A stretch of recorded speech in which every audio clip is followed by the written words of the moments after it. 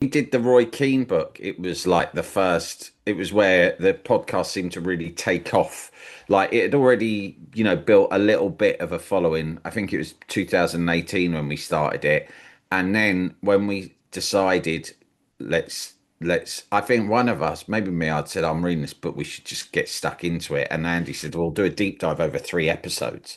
But I think it turned into like 20 or more because there was just so much in there. His second one in particular, his second book was the one he did with Roddy Doyle, and that one, the first one he did with Eamon Dunphy, but the second one's with Roddy Doyle, and there's a lot in there, and he's extremely open and vulnerable. Roddy Doyle's obviously done a very good job of opening him up. Of course, now Roy Keane, you see him on telly, he's very aware of his own persona, and I don't know what you make of it, Brian, but I find he occasionally he's playing up to it because he knows what we all want from him, which is him to be extremely damning and grumpy and overly earnest about stuff.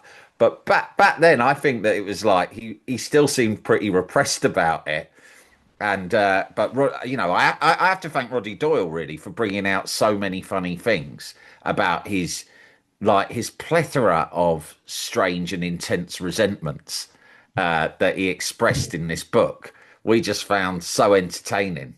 And then, as we do with all of the things we deep dive, in the end, again, just to make each other laugh, we start doing our own characterizations around the characters, which is something we also do when we do a lot of stuff. We do a whole series about Roy the Rovers, and we've created kind of alternate characterizations and personas for all of the characters in Roy the Rovers. And we kind of did that for Roy Keane and just went down weird tangents and, you know, sort of, I can't even remember how, but we got it into our heads that he was obsessed with Professor Yaffle out of Bagpuss, and that Professor Yaffle haunted his dreams, and that he thought he was real and was always on the lookout for him and regarded him as a nemesis. So just weird stuff, really.